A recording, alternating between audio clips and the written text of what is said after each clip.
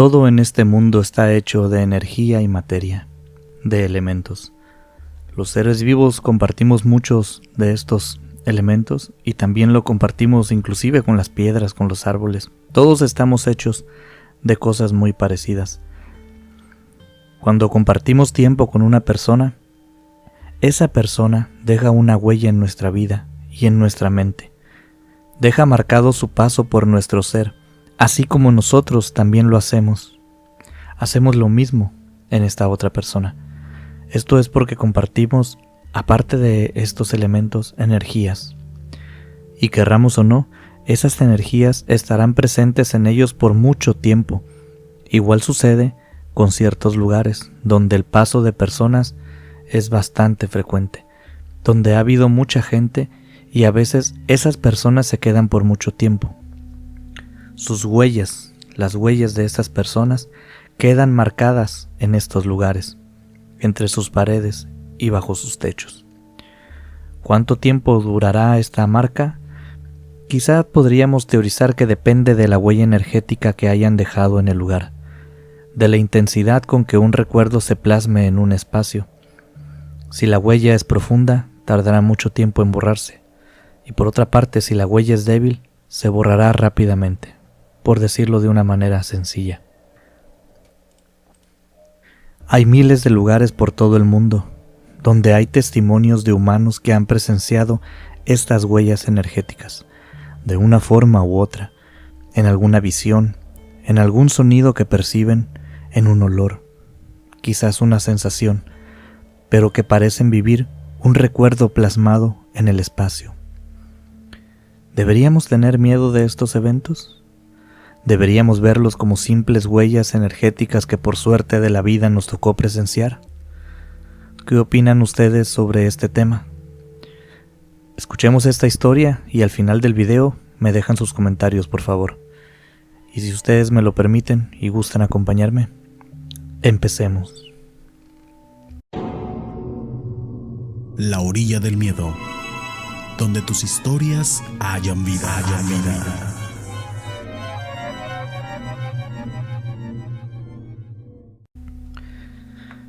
Mi nombre es Evelyn, y lo que hoy les voy a platicar nos pasó a mi familia y a mí cuando vivimos unos años en algún lugar de México. A mi familia le tocaba viajar mucho por el trabajo de mi padre. Él se dedicaba a la compra y venta de negocios. Compraba negocios en problemas y luego los trabajaba hasta que se recuperaban y por supuesto los vendía más caros. Él hacía sus estudios previos para saber si comprarlos o no. Hagan de cuenta que compraba barcos que se estaban hundiendo, pero que tenían salvación. No compraba barcos hundidos. La situación es que él viajaba a un lugar antes de comprar algo. Lo estudiaba a fondo y luego vivíamos en ese lugar hasta que él lograba sacar adelante el proyecto y después buscaba otro y nosotros cambiábamos de casa. Esa era su rutina de trabajo. No crean que éramos ricos ni mucho menos, parecería que viajar de lugar a lugar es cuestión de ricos, pero simplemente era el modo en que mi padre había aprendido a ganarse la vida. No lo hacíamos por hobby o pasatiempo. A decir verdad, no era una situación cómoda para nuestra familia. Imagínense nada más, el tener que mover una familia completa cada cierto tiempo, mamá, papá, 2 hijos y una abuela. Hoy, en estas alturas, yo vivo aparte de mi familia, mi hermano mayor también hizo su familia aparte, mi abuela lamentablemente ya se nos adelantó en el camino, y mis padres ya están retirados. La vida es mucho más tranquila hoy, pero en aquellos tiempos era un ajetreo de locos. No podíamos tener muchos bienes materiales porque había que movernos constantemente. Eso nos limitaba a tener una televisión, un refrigerador o algo tan sencillo como una sala. Era simplemente muy difícil. Aprendimos a vivir con poco y a viajar ligeros. No quiero sonar quejumbrosa. Vivir de este modo también tiene sus ventajas, pero que en el momento yo solo veía las cosas malas. Era una niña que quería que las cosas fueran diferentes, simplemente, así fue. Hoy agradezco mucho el esfuerzo de mis padres, porque hoy la vida es buena y es en gran parte al trabajo que ellos hicieron. La casa en cuestión la ocupamos por allá de los años 90. Era una casa muy bonita, tenía un estilo colonial, arcos de piedra en su fachada, ventanas muy grandes, contraventanas de madera que se notaba dejaban ver qué tan antigua era la casa. Por cuestiones de cultura e imagen, la casa no había podido ser remodelada en su fachada, por eso tenía ese estilo colonial. Parece que el municipio no permitía que las fachadas de este estilo se derribaran, así que tenía este hermoso frente, pero por dentro era una casa con estilo moderno, aunque mantenía la estructura principal con la que fue creada. Después de la entrada principal, había un pasillo por el cual llegabas a un gran espacio en el centro de la propiedad. Se mostraba frente a ti un patio circular, semicircular, y a sus costados tenía las habitaciones en una especie de media luna. La cocina se encontraba en este mismo formato y estaba abierta simplemente al patio. Estaba mezclada con el jardín, muy bonita. El baño estaba en uno de los extremos de la media luna. Es decir, si necesitabas ir al baño en la noche tendrías que caminar por los pasillos o cruzar el patio directamente. Parecería de primera instancia algo incómodo, pero era bastante agradable. Digo, salvo los días de lluvia y mucho frío, pero fuera de eso era una casa muy bonita. En el jardín había palmeras, arbustos, bancas, un caminito empedrado. Era un espacio muy bonito y agradable a primera vista. Pero como ya les dije antes, no éramos ni de cerca ricos, pero ustedes dirán, en una casa de ese tamaño y con esas características, casi con lujos, ¿cómo es que la pudieron pagar si no eran ricos? Pues ese fue otro detalle que tenía esta casa. Estaba a un súper precio de renta. Estaba tan barata que inclusive el precio se podía igualar con una casa súper pequeña en el peor barrio de cualquier ciudad. Según el motivo era que no la rentaban por negocio, sino para que alguien viviera, porque había pasado mucho tiempo sola y no querían que se deteriorara. Llegamos a vivir a esta casa y todo estaba muy bien. De hecho, debo comentarles que pasamos muchos años viviendo allí. La vida empezó a pintar igual que siempre que nos mudamos. Llegamos al lugar y cada quien eligió una habitación, acomodamos nuestras cosas. Los primeros días mi madre se dedicaba a buscarnos una escuela, mi abuela se ponía a buscar en los comercios cercanos para ubicar fruterías, abarrotes, todo lo que ella necesitaba. Mi padre, ni bien llegamos, se perdía. Se iba derechito a buscar lo que había venido a revisar. Él era muy dedicado a su trabajo, siempre ponía empeño y dedicación. Es un buen hombre de buenas costumbres. Yo recuerdo claramente que nomás al ver el espacio tan grande de la casa, me quedé asombrada. Les digo que no éramos ricos, y a pesar de ser una familia grande, nunca habíamos rentado una casa de estas dimensiones. Les digo que esta era muy económica, según por este tema del cuidado, era la única condición, que la cuidáramos bien. Nos pareció una ganga y una oportunidad que no podíamos desperdiciar. Pero hay algo que no les he contado también. Mi abuela siempre tuvo una especie de facultad, alguna especie de facilidad para sentir ciertas cosas, ciertas energías. El hecho de tener que estar brincando de casa en casa para mi abuela era como su campo de entrenamiento, porque nomás llegábamos a una casa y ella, sin que nadie le preguntara, acreditaba o no si era buena idea quedarnos, porque ella podía sentir estos temas y con base en lo que podía sentir de estos lugares nos daba su opinión, y tal cual fue el caso también en esta casa. En cuanto nos instalamos y terminamos de poner una cajita por aquí y otra por allá, porque les digo que no teníamos muchas pertenencias, por eso las instalaciones eran muy rápidas. Era básicamente bajar una maleta de cada quien donde guardábamos ropa y una que otra cosa de artículos personales. Cuando estuvo terminado esto, nuestra costumbre era sentarnos a la mesa todos, y así lo hicimos. Nos sentamos a la mesa y nos poníamos a platicar si nos faltaba algo, si habíamos notado algo en la casa que recién acabábamos de llegar y que fuera importante, por supuesto. A veces, algún asunto que tuviera la importancia suficiente nos podría sacar de una casa.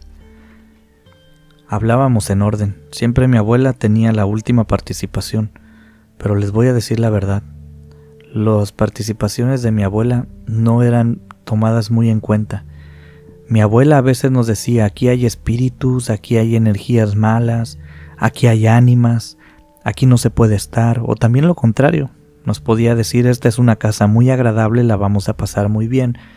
Podían suceder algunas de las dos, cual fuera, pero mi abuela siempre tenía una opinión al respecto, pero casi nunca era tomada en cuenta para la decisión de si quedarnos o no.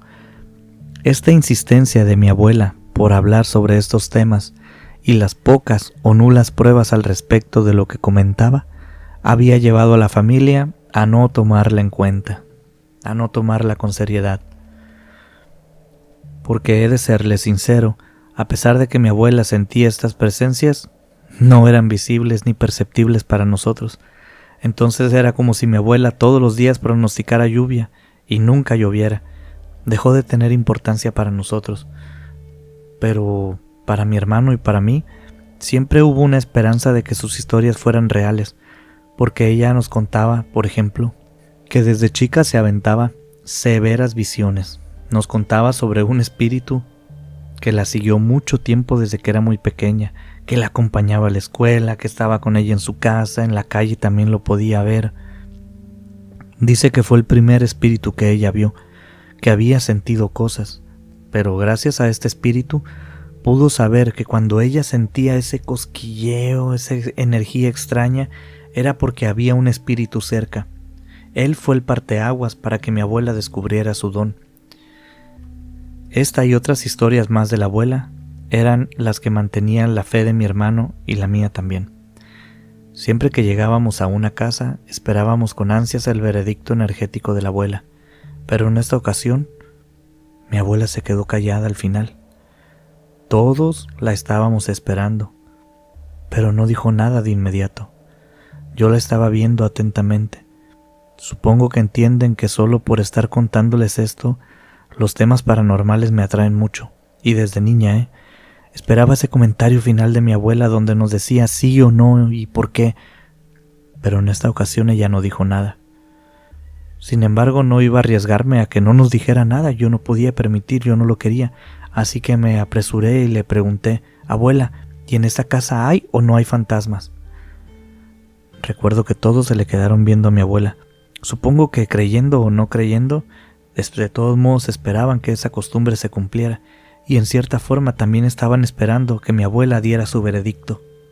Pero mi abuela permaneció callada, mucho tiempo, y dijo, hay muchos, pero hay algo más, hay algo que no sé qué es, hay algo diferente, hay una energía que nunca había sentido.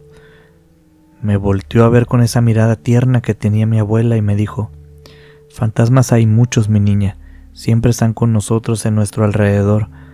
Aquí hay varios ahorita mismo, pero no son malos, no son buenos tampoco, simplemente están y son. Pero sí hay algo que me inquieta, no sé qué es, ya veremos qué pasa. Con esta frase pareció dar cumplimiento mi abuela con el tema espiritual de casa y nos levantamos de la mesa, como si mis padres hubieran dicho, bueno, dicho lo que había que decirse, es todo lo que nos faltaba, ya está, así que cada quien siguió a lo suyo. Déjenme contarles algo más sobre este asunto de mi abuela y sus percepciones energéticas. A pesar de que no se le tomaba muy en cuenta por mis padres, influía bastante en la familia, era inevitable. A veces si se caía un vaso de la mesa solo, mis padres decían en broma, es por los fantasmas de la abuela. Quizás lo hubieran dejado muy a la orilla, sopló el viento o no le encontramos explicación, pero nos burlábamos de este modo, eran los fantasmas de la abuela. Pero quieran o no, mi abuela tenía una cierta influencia sobre nuestros comportamientos y sobre nuestras creencias. Como cualquier miembro de cualquier sociedad, podría dar la impresión de no hacer nada. Podría dar la impresión de que la sociedad sin ellos no se modificaría en lo absoluto, pero ellos mismos son una parte del grupo, y el grupo no sería el mismo sin ellos. Así pues, les comento que en mi familia en ese tiempo éramos muy reacios a tomar en serio los temas de fantasmas, temas paranormales, pero no todos. Yo no, por ejemplo, obviamente mi abuela tampoco, y mi hermano, a veces sí y a veces no. Pareciera que a veces era un juego, pero también a veces lo tomaba en serio. Creo que después de mi abuela, yo era la que más se interesaba en estas causas. Pero les platico. No sé si sea por lo que mi abuela dijo en aquella mesa, algo que no era lo usual. Era un comentario diferente a lo que decía comúnmente. Pero yo empecé a tener experiencias extrañas. No sé si me encontraba sugestionada o no, pero en el momento no lo vi así. En aquel tiempo Yo juraba que eran experiencias reales, experiencias que no tenían nada que ver con la sugestión. Las cosas que me empezaron a suceder simplemente no las podía explicar. Y no las podía explicar porque salían de lo común. Eran experiencias que no podían ser justificadas de manera sencilla. Déjenles comento alguna de ellas. La habitación que yo había elegido para que fuera la mía estaba justo al lado de la habitación de mi abuela, y recuerdo las primeras noches en aquella casa. Escuchaba que mi abuela hablaba con alguien. Algo que nosotros no hicimos, quiero aclararles, fue acomodar las camas. Las dejamos tal cual estaban cuando llegamos. La cabecera de la cama de mi abuela estaba justo a espaldas de la cabecera de mi cama, es decir, las dos cabeceras solo estaban separadas por una pared. Entonces, los sonidos que hiciéramos las dos mientras estuviéramos en la cama serían muy fáciles de escuchar para la otra, porque estábamos cerca. No nos dividía mucho más que una pared, por supuesto. Y recuerdo que mi abuela la empecé a escuchar que hablaba por las noches, pero no le entendía nada. Digo, tampoco es como si la tuviera junto a mí, a un lado. Solo escuchaba que hablaba. Me imaginaba que estaba rezando en las noches o que quizás estaba hablando por celular con alguien, lo que era muy raro. Mi abuela tenía celular porque la obligamos a tenerlo, pero nunca la había visto ni hacer ni contestar una llamada, mucho menos un mensaje. Creo que solo entre nosotros teníamos un número y no era muy común que le marcáramos. Pero en algunas ocasiones, ya entrada la noche, la escuchaba hablar. No me extrañó, les digo que yo pensé que estaba rezando, pero en algunas otras ocasiones, además de escucharla hablar, la escuché llorar, muy amargamente, muy profundamente, con un llanto muy sentido. No sé si me explique, espero que sí, pero era un llanto que cuando yo lo escuché, también me sentí muy mal. Estoy segura que hasta una lágrima me arrancó en alguna de esas noches. No sabía por qué la abuela estaba llorando, no era común. Pero esto se repitió 2 o 3 veces más, hasta el punto de hacerme sentir muy triste. Aunque no supiera por qué mi abuela lo hacía, era mi abuela, y saber que ella está triste me hacía sentir triste a mí también. Así que quizás la 4ª vez que escuché ese llanto, me puse de pie y me dirigí a la habitación de mi abuela. Toqué la puerta y me respondió, «Pasa». Abrí y la encontré en su cama, con su ropa de dormir muy fresca, muy tranquila. Pero no me podía engañar, a mí no. Yo la había escuchado llorar apenas hace un momento. Así que caminé hacia mi abuela, hacia su cama y me quedé acostada junto a ella. Le dije que esa noche quería dormir con ella. Ella no se negó, al contrario me abrazó y me dijo, «Entonces será una buena noche gracias a ti». Nos quedamos dormidas y al día siguiente despertamos como todos los días, pero mi abuela me preguntó si tenía miedo o que si cuál era el motivo por el que yo me fui a dormir anoche con ella. Me dejó muy en claro que a ella no le molestaba en lo más mínimo, pero que le dio curiosidad y esperaba que se repitiera otro día.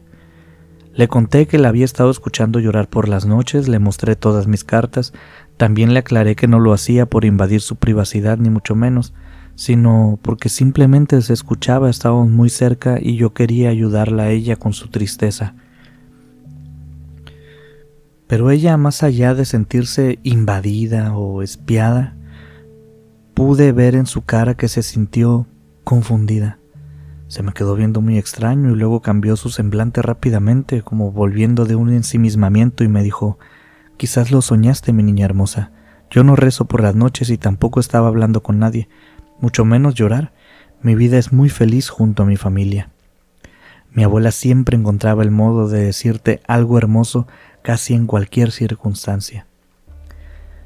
Como les dije antes, yo no me sentí extrañada ni nada, no me causó rareza.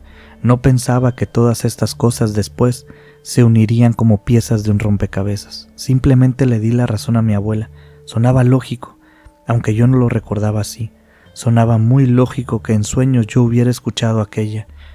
Y me puse muy contento al saber que mi abuela no estaba triste. Dejé de lado cualquier otra posibilidad y abracé el hecho de que mi abuela me aseguró que ella no tenía ningún problema y que estaba feliz, que no había llorado. Entonces yo me puse alegre. Recuerdo también que yo empecé a notar algo muy raro temprano en la mañana, en la madrugada. Pues todos empezábamos a alistarnos para hacer nuestro día como normalmente. Mamá se levantaba y empezaba a preparar su cocina para el desayuno. Mi abuela barría los pasillos y parte del patio. Los niños nos metíamos a bañar para irnos a la escuela y mi padre se preparaba para su trabajo. Pero no sé si recuerdan que les dije que el baño estaba afuera de las habitaciones. Parecería incómodo, les digo de nuevo, pero era un baño muy amplio. Era cuestión de entrar con la ropa que te ibas a poner y salías cambiado. Tenía un espejo de cuerpo completo, su buen espacio para cambiarse. No era una letrina de madera vieja que estuviera al fondo del terreno sobre una fosa séptica. No tengo nada contra las letrinas, pero quiero dejar en claro que este era un baño que inclusive contaba con más comodidades que un baño normal. Entonces esta rutina nos obligaba a levantarnos temprano y a caminar por el jardín. Y en estas caminatas, de madrugada, cuando todos estábamos ya despiertos, en varias ocasiones me tocó ver a una persona junto a mi madre, a una persona que no podía definir correctamente. De hecho, podría decirles que desaparecía cuando yo la quería ver, pero permítanme explicarles mejor con una anécdota. Me desperté temprano un día, preparé mi uniforme escolar, salí de mi cuarto y caminé hacia el baño. «Buenos días, abuela», le saludé con mucho cariño. Ella estaba barriendo como comúnmente todas las mañanas hacía. Ella me sonrió y me dio un beso en la cabeza. Y mientras yo caminaba, de reojo pude ver a mi madre en la cocina y a mi padre junto a ella, o eso pensé yo, porque no lo distinguí bien. Era de reojo nada más, pero por la hora uno conoce el comportamiento de la familia, el comportamiento de cada quien a cierta hora, y por la hora y por la familia y por los comportamientos que todos tenemos, era más que obvio que era mi padre. Y en ese momento recordé que debía darle a papá un recado de la escuela. Iba a haber una reunión de padres de familia en mi escuela y yo no se lo había dicho a papá, que era quien normalmente acudía a estas reuniones.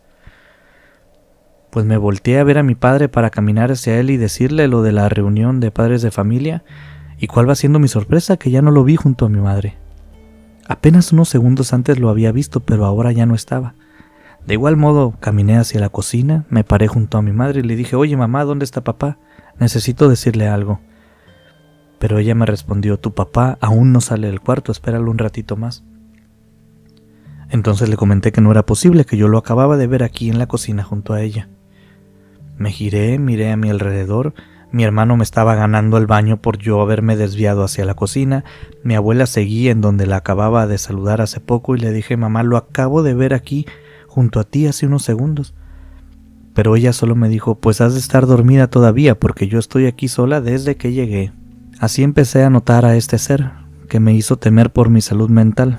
Como broma personal y sin decirle a nadie más, yo le llamé el madrugador, porque siempre era en las madrugadas cuando yo lo miraba, siempre de reojo, siempre a esa misma hora y siempre cerca de mi madre. ¿Por qué cerca de ella? No lo sé, pero siempre lo miraba alrededor de mamá en las madrugadas. Había gente que venía a mi casa con mucha regularidad, amigos de mi padre más que nada, y el jardín era el lugar perfecto para recibirlos. Esos árboles y esa área verde tan agradable era hipnotizante. Te invitaba abiertamente a sentarte a la sombra de alguno de los árboles. Mi madre, cuando alguien llegaba, siempre preparaba café, y estar sentado en el jardín conversando mientras el aroma a café te iba acariciando los sentidos era algo muy agradable.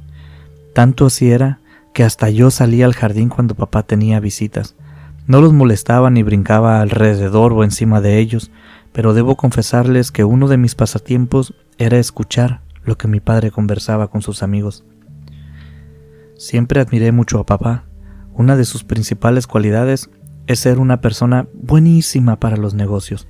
Si le intentan vender algo, ustedes, y él se lo proponía, era capaz de lograr que después de comprarte eso que tú le habías vendido, te lo revendía más caro, a ti mismo. Era un maestro de las negociaciones y yo quería saber cómo lo hacía. Por eso siempre escuchaba, siempre que podía. En esta casa no era la primera vez que yo escuchaba las pláticas de mi padre. Siempre me las ingeniaba para poder hacerlo. A veces podía y a veces no. A veces mi padre me corría del lugar. Él sabía perfectamente que yo estaba escuchando. Con los años me lo confesó. Y cuando él me pedía que me retirara, supongo que era porque hablarían temas que yo no podía escuchar. Pero algo que era muy curioso es que los amigos de mi padre solían volver. Es decir, mi padre era tan buen conversador que las personas volvían para verlo en más de una ocasión. Algunos se hacían tan amigos que venían a veces solo a platicar. Definitivamente mi padre era buen conversador y un buen escucha. Esto le ayudaba mucho en los negocios. Pero en esta casa las cosas no estaban sucediendo así. Había personas que venían 1 o 2 veces, nada más, y ya no les volvía a ver. Mi padre nos comentó una vez en una comida familiar que le estaban pidiendo que él fuera a donde estaban estos socios, clientes, colegas o amigos. Ellos no querían volver a la casa. Para mi padre era importante que ellos vinieran, porque de ese modo él se encontraba en su hábitat. Al estar en su casa tenía cierto nivel de autoridad que le permitía cerrar tratos con mayor facilidad. Ahora que lo pienso, quizás también por eso me dejaba andar por allí cerca, pero no lo sé.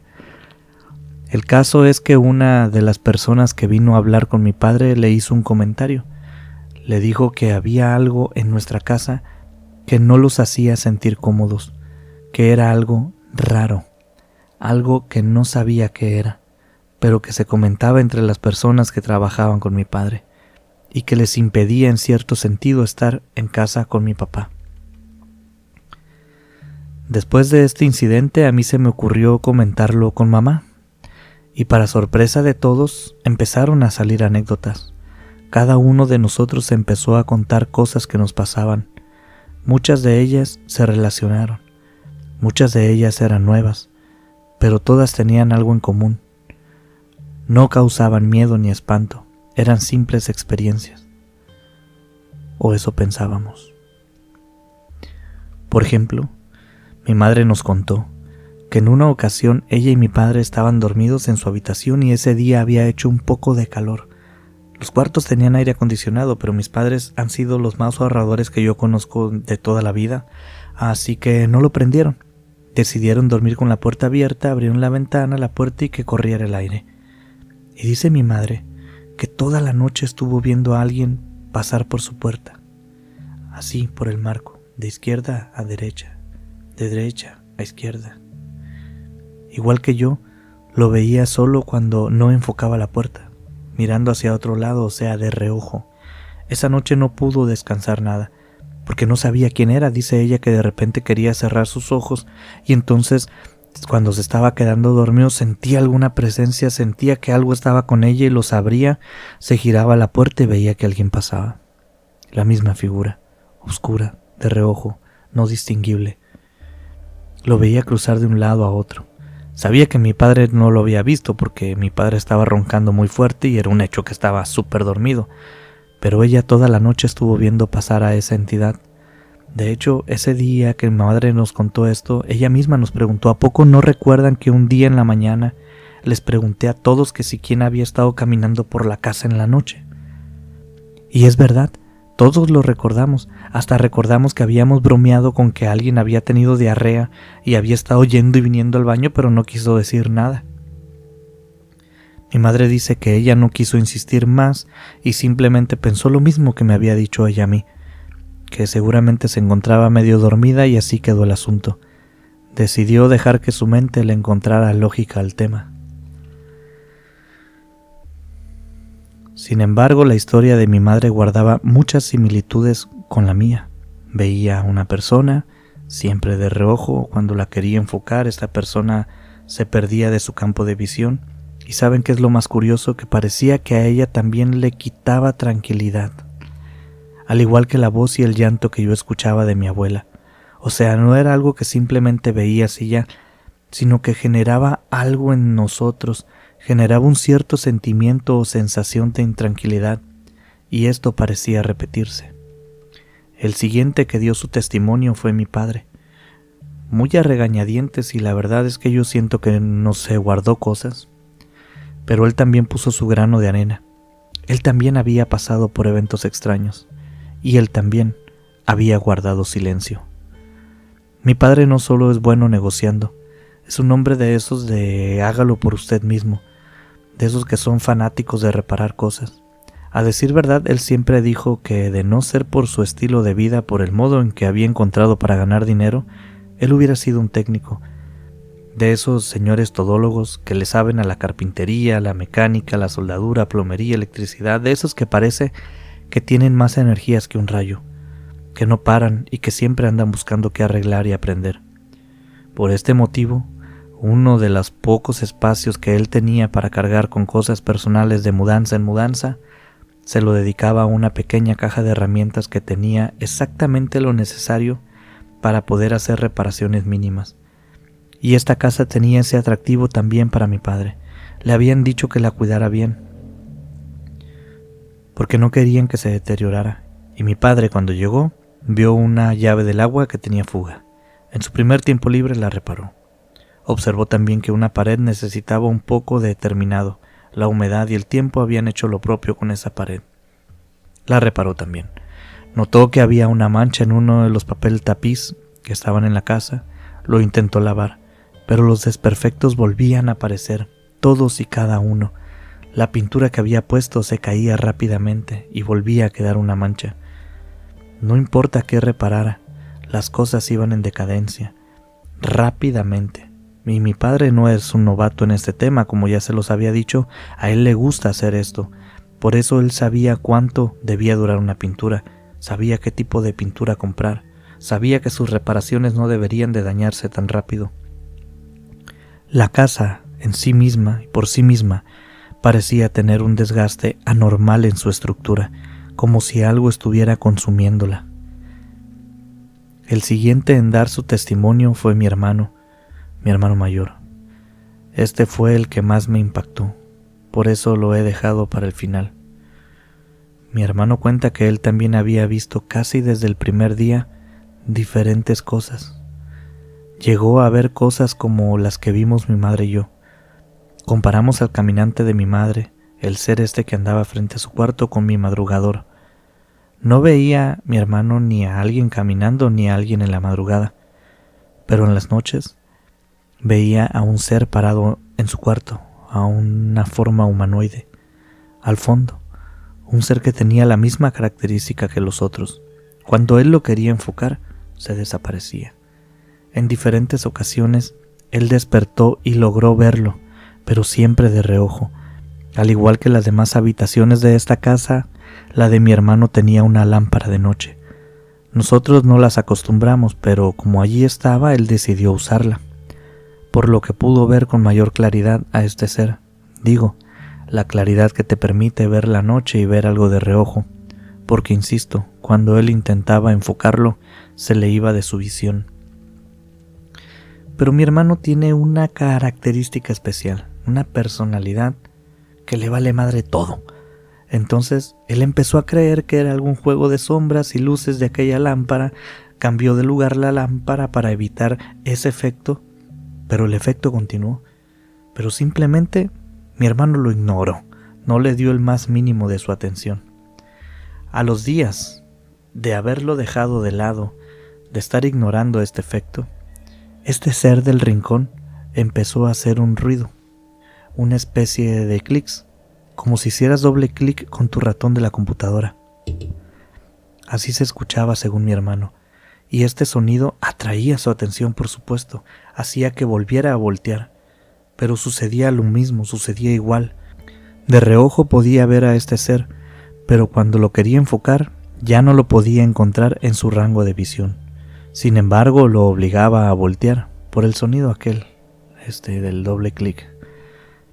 Esto no asustó a mi hermano. Les digo que mi hermano tiene atole en lugar de sangre. Es lento de reacción y nada preocupado. Por esto mismo, a pesar de estar investigando qué hacía el ruido, al poco tiempo perdió interés y siguió durmiendo plácidamente. Pero esto no fue lo último que le sucedió. Lo que siguió, como ya les había comentado, fue más fuerte. Mi hermano nos contó que estos eventos seguían ocurriendo, que eran muy comunes, pero él simplemente los ignoraba. Su valemadrismo lo había ayudado muchísimo a sobrellevar estos asuntos, pero esos eventos no se detuvieron. Cuenta mi hermano que en una ocasión él se encontraba dormido en su cuarto. todo normal como todas las noches, cuando sintió de repente que algo le estaba sujetando el pie. No sintió cuando lo sujetaron, simplemente de un segundo a otro se dio cuenta que algo le estaba apretando el tobillo, y dice que pensó, se habrá metido un gato, un animal, y quizás está acostado sobre mi pie. Intentó mover su pie y nada, no pudo. Entonces sintió que algo lo tenía sujeto. Entonces sí pudo sentir claramente la presión en su tobillo. No era como si se le hubiera subido el muerto y no se pudiera mover. Algo lo tenía sujeto por el tobillo. Él podía mover la pierna. Cuando la jalaba hacia su cuerpo, la pierna se movía un poco, pero algo también la jalaba en dirección contraria. Entonces se asustó mucho y con su otro pie empezó a patear el aire. Ese sí lo podía mover, porque no sabía qué era lo que lo tenía agarrado. Alguien lo estaba tomando del tobillo, pero él no sabía qué era. Pero también sabía que eso no quería que sucediera. Así que intentó golpear, pero sus patadas solo lograban abanicar el aire. Después, poco a poco, se empezó a tranquilizar, se empezó a cansar, a pesar de que la presión no disminuía. Luego de pocos segundos, empezó a sentir que la sábana con la que estaba cubierto se empezó a recorrer hacia abajo, hacia los pies. Él intentó jalarla hacia sí. No sabía por qué, pero él quería mantenerse tapado. No sé qué tengan las sábanas, pero tienen esta capacidad de hacernos sentir seguros. También podría usted pensar que la sábana estaba movida por las patadas que dio en el aire mi hermano, pero no es el caso, porque cuando él jaló la sábana hacia él, algo la jaló de vuelta, muy recio, con mucha fuerza, y entonces empezaron a forcejear por ver quién se hacía del control de la sábana. ¿Qué estaría peleando con mi hermano? No lo sé, ni él tampoco lo supo, pero lo que sí les puedo asegurar es que mi hermano perdió. Dice que sintió un jalón tan fuerte que a mi hermano le arrancaron un pedazo de uña, y la sábana, en vez de simplemente caer al suelo, quedó flotando en el aire unos segundos, justo frente a él. Eso no lo vio de reojo, lo vio tal cual yo se los estoy contando. Luego de otros pocos segundos, la sábana cayó al suelo. Mi hermano dice que no pudo más en esos momentos. Lo único que atinó a hacer es cerrar sus ojos.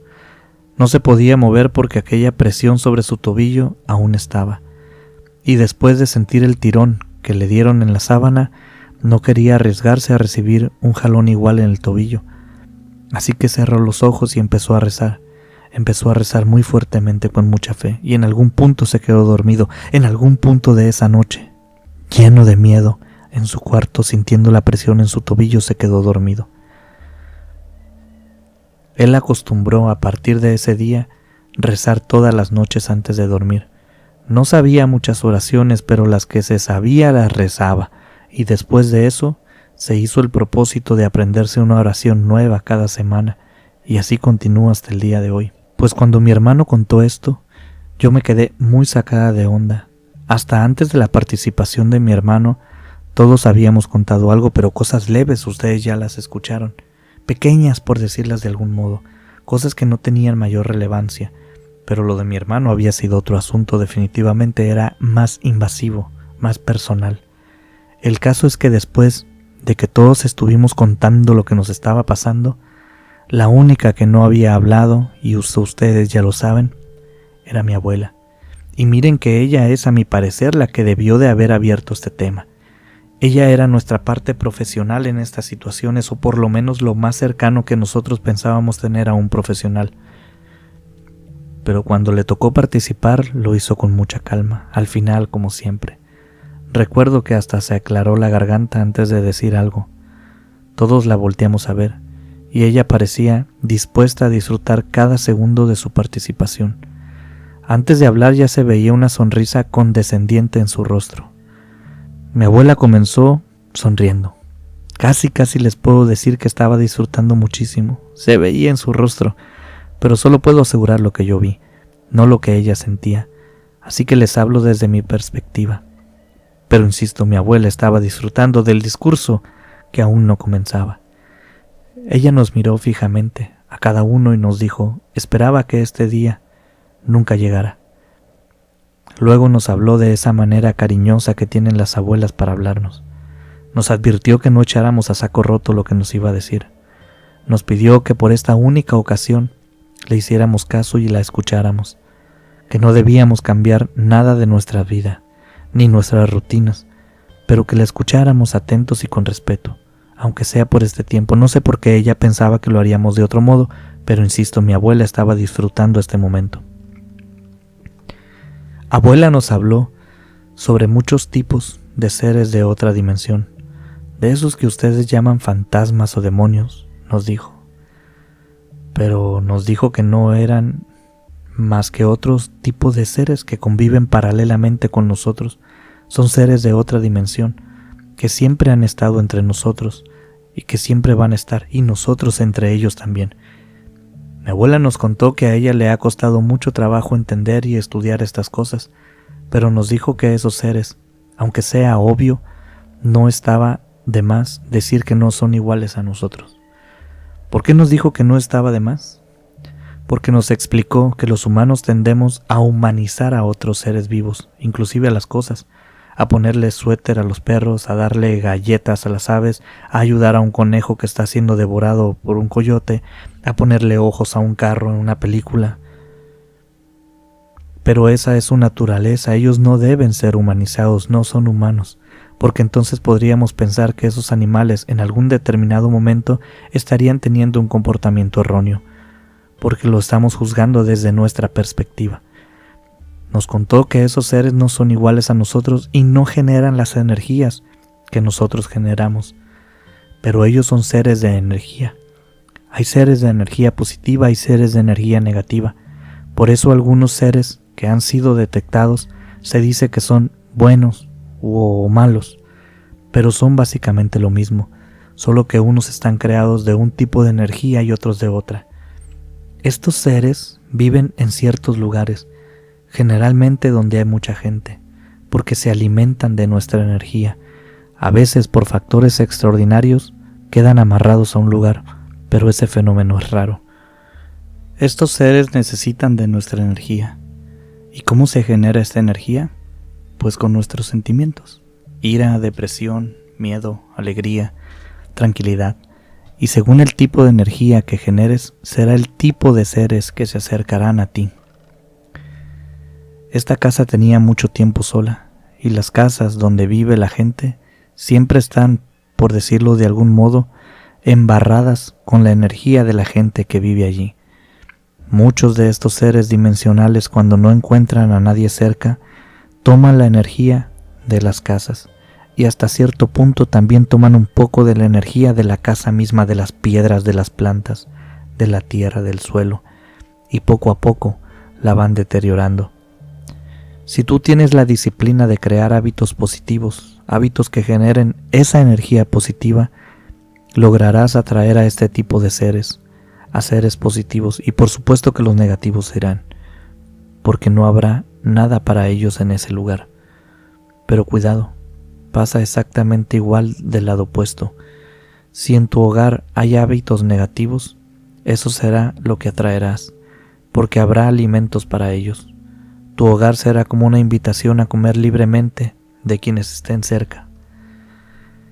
En esta casa sucedía, según mi abuela, algo muy extraño. Había muchos tipos de seres. Ella no sabía por qué, y nos dijo que probablemente era porque había muchos tipos de gente alrededor de los años. Algunos traían gente positiva y otros gente negativa, por lo que había de todo en este lugar, y simplemente se habían quedado aquí. Ella no supo decirnos por qué, pero nos dijo: desde el primer día que llegamos siento algo más, algo que no es un ser normal, y pudiera ser que ese ser extraño esté manteniendo a los demás aquí. Ese ser que yo sí podría catalogar como malo, como malévolo, porque así se siente. Es el que hace que ustedes generen estos sentimientos negativos, como si quisiera que la casa se llenara, como si fuera su colección personal de entes de energías negativas. Y según mi abuela sucede igual en el sentido contrario. Cuando convives con un ser positivo, hasta se siente. No sé si haya notado que hay personas que nomás de verlas ya te hacen sentir bien, o lugares donde nomás llegas y te sientes abrazado y bienvenido. Pues esta casa o lugar tenía una mezcla un poco de ambas cosas, lo cual causaba confusión. A veces te sentías de un modo y a veces de otro.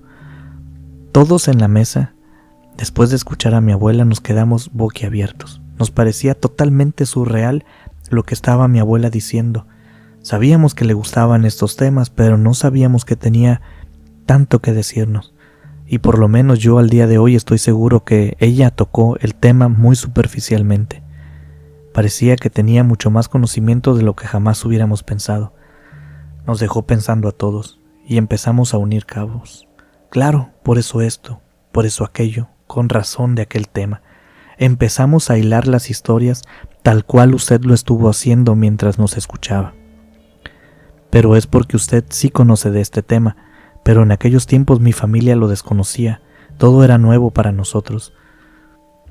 La cosa es que decidimos que viviríamos nuestra vida de manera normal, sin hacerle caso a esos seres, pero tampoco ignorándolos, tratando de estar siempre en un ambiente neutro de estado anímico para no estar del lado de ninguno de los dos seres, porque digan lo que digan, el ser que atacó a mi hermano no era un ser inofensivo. No queríamos problemas con eso. Pues la vida continuó en aquella casa. A veces nos pasaban cosas, a veces no. Nada nunca fue siquiera comparable con la experiencia que mi hermano nos contó, que debo decirles que jamás suspendió su rutina de rezos nocturnos, hasta el día de hoy aún sigue haciéndolo. Pero duramos algunos años más en aquella casa. Cuando ya nos íbamos era porque papá había cerrado su proyecto en ese lugar y era momento de seguir adelante. ¿Recuerdan que les dije que la casa nos la habían rentado a un precio muy bajo? Pues en agradecimiento, todos platicamos y acordamos que lo que aquella casa necesitaba era una fuente, una gran fuente en medio de aquel enorme y precioso jardín. Se platicó la iniciativa con los dueños, les dijeron a mis padres que no era necesario, pero ante la insistencia terminaron cediendo. Ellos mismos eligieron el diseño de la fuente y mi padre se encargó de contratar gente y todo lo que se ocupó. De hecho, nos íbamos a quedar unas semanas más en la casa hasta estar seguro que terminaran la construcción de la fuente. La construcción tardaría alrededor de 2 semanas, pero a la primera semana que empezaron a hacer un agujero en el suelo porque aquella fuente llevaría además un estanque muy bonito lleno de peces y plantas. Cuando empezaron las excavaciones, los trabajadores abordaron a mi padre. Resulta que hallaron huesos, calaveras, ropas en medio de aquel jardín enterrados. Había restos humanos. Mi padre lo corroboró cuando la policía vino después de llamarlos. Él dio las gracias a los dueños, dejó todo pagado para la terminación de la fuente y por supuesto le dio todos nuestros datos a la policía, aunque los restos se veían muy viejos. No nos quedamos a esperar a que terminaran de construir. Muchas gracias por llegar hasta el final del video. Les vuelvo a hacer la pregunta del inicio. ¿Qué piensan ustedes sobre esta historia y sobre este tema? Me gustaría leerles un pensamiento que solíamos escuchar cuando yo era joven, cuando terminaba el día de un famoso canal de televisión acá en mis tierras. Son unas palabras que escribió don Francisco King y dicen así: al despedirnos, deseamos que todos hayan logrado un día completo de felicidad y de éxito. Si no fue así, haga serenos y firmes propósitos para conseguir mañana lo que no pudo conseguir hoy. Lo importante es que esta noche olvide sus preocupaciones. Los problemas son parte de la vida misma y deben tratarse como cosa rutinaria del trabajo diario. Si no tuvo éxito hoy, lo tendrá mañana, porque mañana comienza la vida. Francisco King. Les agradecemos por todo el apoyo que han estado dándole a este proyecto. Gracias por seguirnos enviando sus historias, por comentar nuestros videos, por compartirlos. Queremos invitarlos dentro de unos días más a compartir con nosotros un momento más, aquí en La Orilla del Miedo.